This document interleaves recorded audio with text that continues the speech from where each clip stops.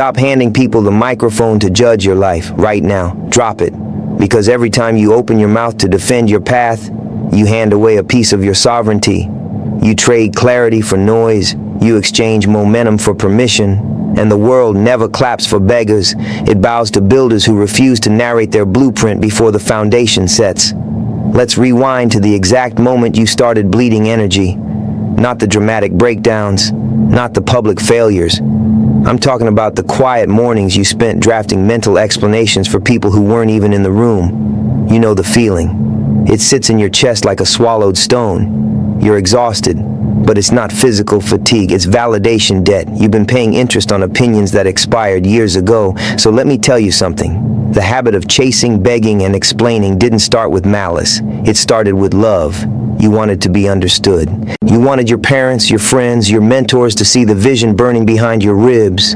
You laid your goals on the table like offerings. You waited for applause. Instead, you got questions. Why this? What if you fail? When are you going to get real? So you doubled down. You started over-explaining. You justified your pivot. You defended your schedule. You apologized for your ambition. And slowly, your purpose got buried under a mountain of other people's comfort. Think about that.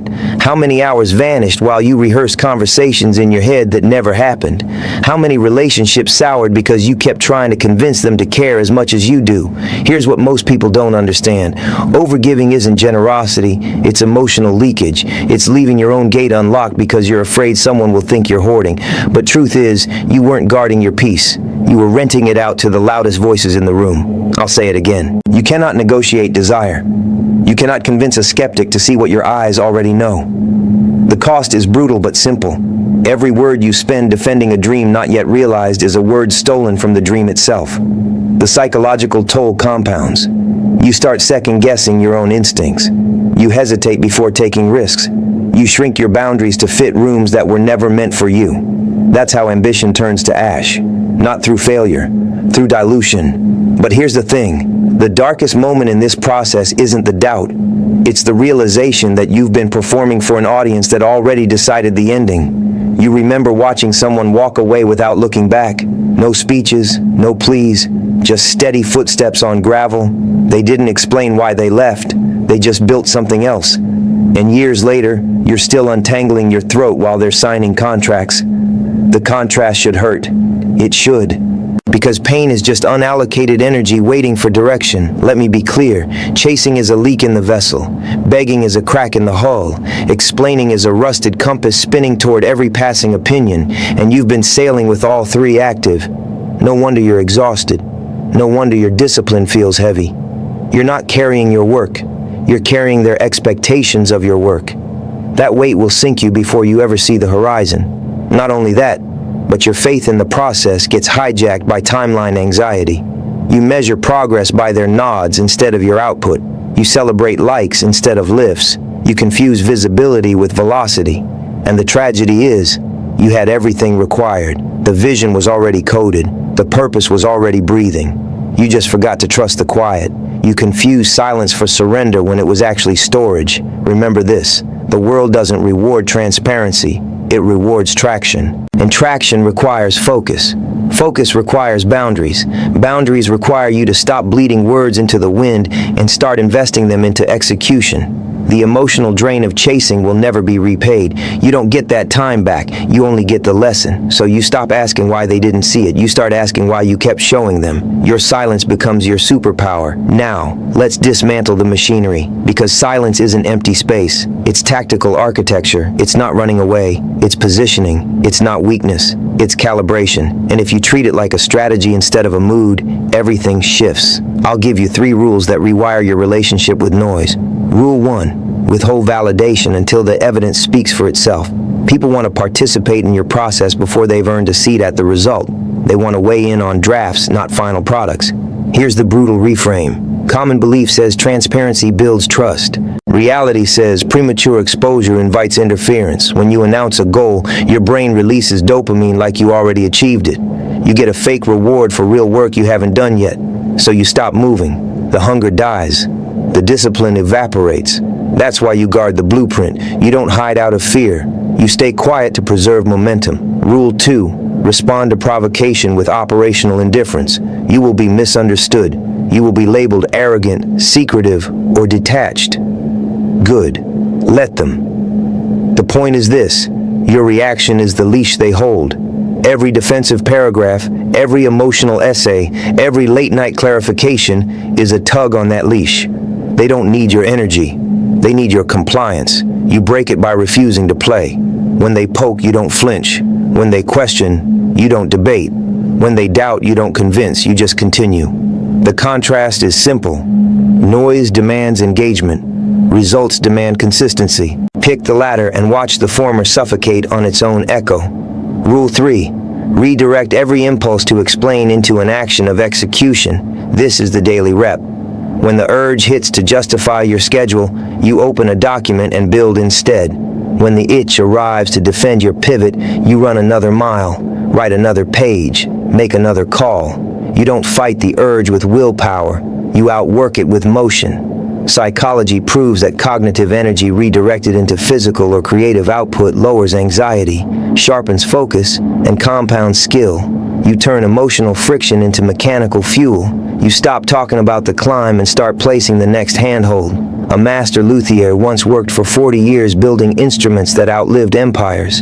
He never advertised. He never defended his pricing. He never explained why he used aged spruce over cheaper alternatives.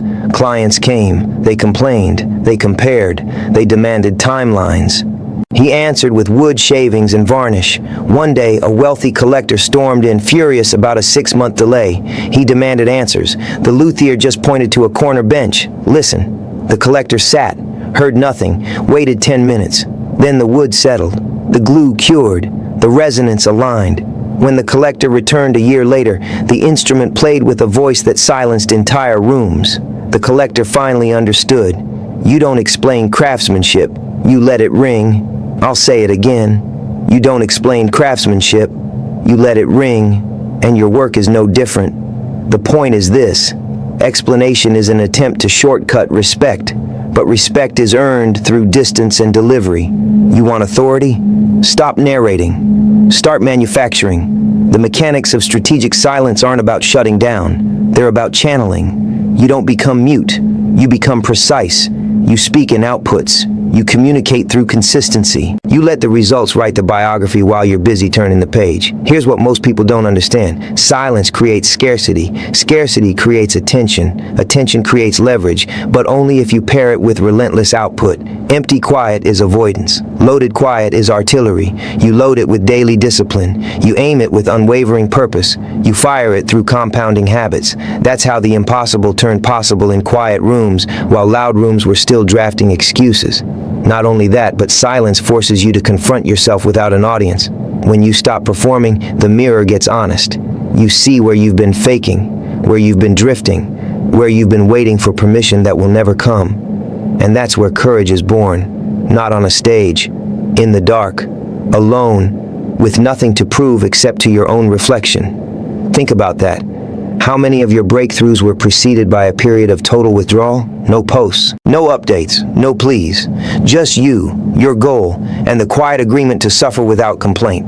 That's where faith takes root, not in declarations, in devotion. Devotion to the daily grind, devotion to the unseen hours, devotion to the craft itself. You fall forward by refusing to stop moving. You fail forward by refusing to stop learning. You stand your ground by refusing to justify your coordinates. So let me tell you something. Silence isn't a wall, it's a lens. It focuses everything you are into a single beam, and when that beam hits resistance, it doesn't argue. It cuts through. Your silence becomes your superpower. Listen, we've reached the threshold where strategy becomes identity. This isn't about tricks anymore. It's about transformation. You don't adopt silence to manipulate outcomes. You adopt it because it's the only frequency your future self respects. Identity isn't fixed by declarations. It's forged through repetition, through showing up when it's unglamorous, through working hard when no one's watching, through choosing the boring over the brilliant day after day until the extraordinary becomes ordinary. But here's the thing. Discipline feels heavy at first because you're carrying dead weight, the need for approval, the habit of explanation, the addiction to quick validation. You drop them, and suddenly the load gets lighter. but the pace gets faster, and that's where consistency compounds. You don't notice it on day 7. You don't celebrate it on month 3. But year 2 arrives, and the gap between you and your former self is a canyon. You crossed it one quiet brick at a time. You earned it through sacrifice disguised as routine. You claimed it by refusing to ring the bell until the work was undeniable. Mortality isn't a morbid reminder, it's a focusing tool. You are not infinite. Your time is non-renewable. The calendar doesn't negotiate with hesitation. Every morning you wake up is a subtraction, not from your total, but from your available runway. So ask yourself, what are you defending? Who are you trying to convince? Why are you wasting breath on echoes when you could be pouring it into legacy? Death doesn't care about your explanations. It only measures your output. It only respects your execution. That's not bleak. It's liberating. It strips away the theater. It leaves only the truth. Build or bleed out. I'll say it again. Build or bleed out. The darkest moment always precedes your finest hour. But you don't get to the hour by waiting for the dark to pass. You walk through it with a torch made of daily habits. You get back up not because inspiration struck, but because obligation demanded it. You take risks not because safety failed you, but because comfort would have stolen your potential. You be brave when it's boring. You work hard when it's thankless. You dream big when it's lonely. That's the discipline of unbothered execution. It's not flashy. It's fatal to mediocrity. Here's what most people don't understand. The quiet isn't where you disappear. It's where you multiply. When you remove the audience, the work gets cleaner. You stop optimizing for optics. You start optimizing for impact. You write the chapter they'll quote. You lift the weight they'll reference. You build the system they'll study. And you do it without a press release. You do it because the craft is sacred. You do it because purpose isn't a slogan. It's a schedule, and you're married to it. Let me be clear. Gratitude isn't a passive feeling. It's an active posture. You thank the struggle for the strength it carved. You thank the silence for the clarity it forced. You thank the doubt for the focus it demanded. You don't curse the obstacles. You use them as stepping stones. You don't resent the delays. You treat them as preparation. You change the world by changing your daily default. You shift from reactive to proactive, from loud to precise, from desperate to devoted. And the shift doesn't happen in a speech. It happens in the grind. Think about that. How many versions of you died because you kept trying to survive other people's expectations? How much energy evaporated defending paths you should have abandoned? How many mornings were stolen by mental rehearsals for conversations that never moved the needle? It's over now. You draw the line. You close the door. You step into the room that only you built, and you refuse to explain why the walls are straight, why the foundation is deep, why the roof holds. You just live there. You work there. You grow there until the outside world has to step inside to keep up. Not only that, but your silence starts speaking in a frequency others can't ignore. They'll notice the absence of noise. They'll feel the presence of results. They'll wonder how you move so fast while seeming to stand still. And you'll know the answer. You stopped chasing the wind. You started becoming the sail. You stopped begging for current. You started catching it. You stopped explaining the map. You just walked the route. That's the difference between talking about greatness and carrying it. So let me tell you something. The world doesn't need your justification. It needs your contribution. Your purpose isn't a debate, it's a directive. Your commitment isn't a conversation, it's a contract with yourself. And contracts don't require witnesses, they require delivery. So you sign it daily, with sweat, with pages, with reps, with silence. You don't announce the vision, you become it. You don't ask for permission to dream big. You take the space it demands. You never give up because giving up would mean admitting the dream was borrowed. It wasn't. It's yours. And you keep going because stopping would be the real betrayal. Your silence becomes your superpower. Now, look at the timeline. Look at the cost of every word wasted, every plea offered, every explanation drafted for eyes that refuse to see. You've paid that price. You've learned that lesson. And the bill is closed. What remains is execution, uninterrupted, unapologetic, unbothered. You don't need their understanding, you need your discipline. You don't need their applause, you need your consistency. You don't need their timeline, you need your purpose. So you drop the mic, you seal the vault, you step into the quiet where builders live. You stop defending what's already decided. You start delivering what's already due. You fall forward when you slip. You get back up when you break. You You take risks when the path narrows. You be brave when the crowd thins. You work hard when the hours bleed. You dream big when the doubts rise. And you never ever ring the bell before the work is done. Remember this, the loudest legacy is written in the quietest rooms. Your finest hour won't be announced. It will be observed. The darkest moment won't define you. It will refine you. And every time you choose silence over justification, you choose sovereignty over submission. You choose traction over theater. You choose truth over noise. You choose the path that changes the world by refusing to explain it until it's impossible to ignore. I'll say it again. You don't explain the storm. You become the anchor. You don't justify the climb. You plant the flag. You don't chase the horizon. You walk until it meets you. And when the moment comes to speak, you won't. The results will do it for you. Close your mouth. Open your hands. Build in the quiet.